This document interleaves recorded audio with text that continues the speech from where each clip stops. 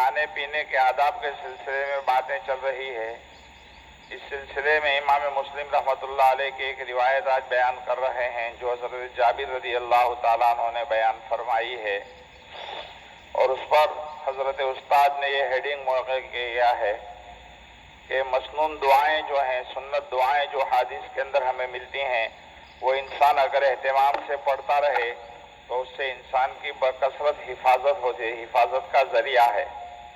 چنانچہ فرماتے ہیں مسلم شریف کی اس روایت میں حضرت جابر رضی اللہ تعالیٰ عنہ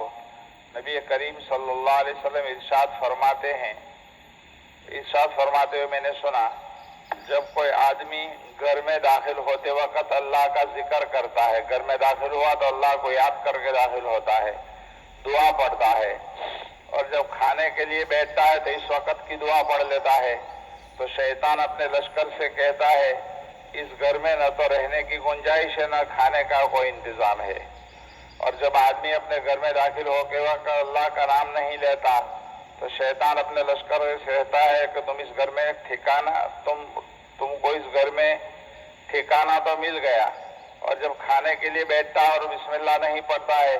شیطان اپنے ساتھیوں سے کہتا ہے کہ ٹھکانہ بھی مل گیا اور کھانا بھی مل گیا۔ پتہ چلا کہ ہر چیز کے شروع میں اللہ کو یاد کر لیا کر، جب اللہ کو یاد کر لیا کر رہے ہیں تو شیطان بڑا پریشان ہوتا ہے، اپنے لاو لشکر کو کہتا ہے کہ تمہارا یہاں پر کوئی حصہ نہیں ہے۔ لہذا جب آدمی گھر میں داخل ہو تو دعا پڑھ لینی چاہیے جو نبی کریم صلی اللہ علیہ وسلم نے ہمیں سکھلائی ہے حدیث کے اندر۔ حدیث میں آتا ہے اللہم انی اسألک خیر المولج و خیر المخرج، بسم اللہ ولجنا و بسم اللہ خرجنا وعلی اللہ ربنا توکلنا۔ دعا یاد نہ ہو تو اس کو لکھ کر گھر کے دروازے پر لگا دو تاکہ جب داخل ہو جاؤ تو اس پر نظر پڑ جائے تو یاد آ جائے۔ ایک مدت تک جب یہ معاملہ رہے گا تو انشاءاللہ عادت پڑ جائے گی، پھر آسان ہو جائے گا۔ یہ مسنون دعا ہے۔ فرماتے ہیں کہ اگر آسانی سے یاد نہ ہوتی ہو تو گھر کے دروازے پر لٹکا دیا جائے اس دعا کو، اور اس کو دیکھ کر پڑھ لیا کرو،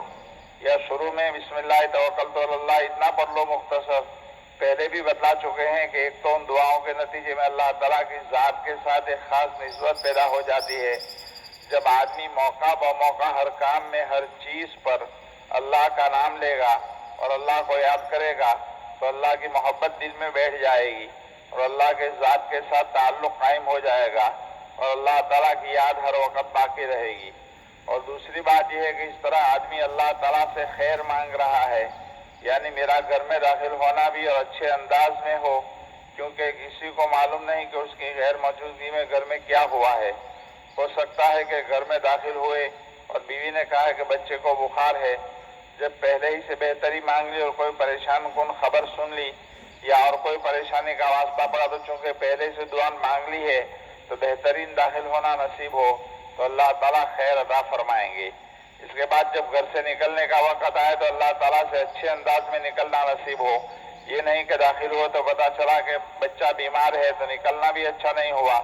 اور اگر اللہ تعالیٰ سے دعا مانگ لی ہے تو دونوں چیزیں اچھے انداز میں مل جائے گی۔ اور جیسا کہ پہلے بھی بتایا تھا کہ آپ صلی اللہ علیہ وسلم کی تعلیمات میں ان چیزوں کا خاص اہتمام کیا گیا۔ حضرات انبیاء کرام ہدایت کے لیے، انسانیت کو صحیح راستہ بتلانے کے لیے دنیا میں آتے ہیں، اور اللہ کی مخلوق کا اللہ کی ذات کے ساتھ تعلق قائم کرتے ہیں۔ ہر چیز میں اور ہر موقع پر ان کی تعلیمات کا خلاصہ یہ ہوتا ہے کہ بندہ اپنے رب سے جڑ جائے، اللہ تعالیٰ سے اس کا تعلق قائم ہو۔ اس کے لیے مختلف طریقے اور راستے بتلاتے ہیں، اور شیطان کی ہر وقت یہ کوشش ہوتی ہے کہ بندہ اللہ تعالیٰ سے دور ہو، اس کا تعلق کم ہو یا کٹ جائے۔ انسان کا بچہ جو ہی دنیا میں قدم رکھتا ہے اس وقت سے یہ سلسلہ شروع ہوتا ہے۔ چنانچہ حدیث پاک میں آتا ہے نبی کریم صلی اللہ علیہ وسلم نے ارشاد فرمایا بچہ جب پیدا ہوتا ہے تو وہ روتا ہے۔ ہر بچے کو دیکھو جب پیدا ہو کر دنیا میں آتا ہے تو وہ روتا ہے، اس لیے کہ جب وہ دنیا میں قدم رکھتا ہے تو شیطان اس کے دل کو چھوتا ہے، تو ایک نئی چیز جو آج تک اس کو پیش نہیں آئی تھی اس کو پیش آتی ہے، جس کی وجہ سے بچہ ایک طرح کا اجنبی پر محسوس کرتا ہے، روتا ہے۔ تو دراصل شیطان کو اللہ تعالیٰ نے انسان کے دل پر وسوسہ اندازی کی قدرت دی ہوئی ہے، اس سے زیادہ اور کچھ بھی طاقت اس کے پاس نہیں ہے، جو ڈنڈا لے کر آپ سے گناہ نہیں کروائے گا اور نہ آپ کا ہاتھ پکڑ کر گناہ کروائے گا۔ اس کو اللہ تعالیٰ کی طرف سے صرف اتنی ہی طاقت دی گئی ہے کہ وہ انسان کے دل میں وسوسہ ڈالے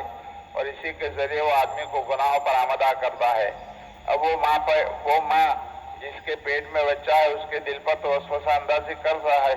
لیکن اس کی تو اتنی طاقت نہیں کہ جب تک وہ بچہ ماں کے پیٹ میں ہے اس کو ٹچ بھی کرے، کیونکہ وہ بچہ ابھی تک دنیا میں نہیں آیا۔ جتنے انسان دنیا میں آئے ہیں اس پر تو اپنا تصرف کر سکتا ہے، لیکن وہ بچے پر نہیں۔ اس لیے جب تک وہ ماں کے پیٹ میں ہے دوسرے عالم میں ہے، حالانکہ وہ ماں کے پیٹ میں ہے، ماں کا دل بھی اندر ہے اور اس کا دل بھی اندر ہے، لیکن ماں کا دل پر تو تصرف کر سکتا ہے، بچے پر تصرف نہیں کر سکتا، کیونکہ بچہ ابھی دنیا کی چیز نہیں ہے، لیکن اس کے پیدا ہوتے ہی شیطان پہنچ جاتا ہے اور اس کے دل کو ٹٹولنے لگتا ہے۔ تو شیطان اپنے کام میں بہت ہوشیار ہے، اس لیے اس کی محنت کا میدان انسان کا دل ہے، اور نیا انسان دنیا میں آیا تو جہاں محنت کرنی ہے وہاں جائزہ لینے کے لیے پہنچ جاتا ہے، دیکھنے کے لیے۔ جیسے چور جب کسی مکان میں چوری کرنے والا ہوتا ہے تو ایک دم سے وہاں نہیں پہنچتا، بلکہ 2-4 روز آگے پیچھے سے پلاننگ کرتا ہے، جائزہ لیتا ہے کہ وہ مکان کہاں ہے اور کہاں سے داخل ہونا ہے۔ ساری معلومات حاصل کرنے کے بعد وقت آنے پر وہ اپنا کام کرتا ہے۔ اسی طرح شیطان کا معاملہ ہے، بچہ جب بڑا ہوگا اس وقت وہ مکلف ہوگا، لیکن دنیا میں اس کے آتے ہی شیطان دیکھ لیتا ہے کہ میرا ایک نیا شکار دنیا میں آ گیا ہے، اس کا جائزہ لے لو۔ جیسے دوا بنانے والی کمپنی اپنی دوا فروخت کرنے کے لیے سیلس مین رکھتی ہے،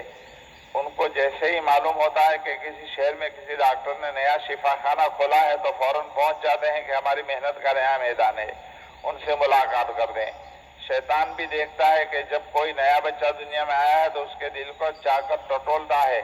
اس لیے اللہ تعالیٰ نے اس کے اثرات کو دور کرنے کے لیے اس کا بدل رکھا ہے۔ نبی کریم صلی اللہ علیہ وسلم نے تعلیم دی ہے کہ بچہ جب پیدا ہو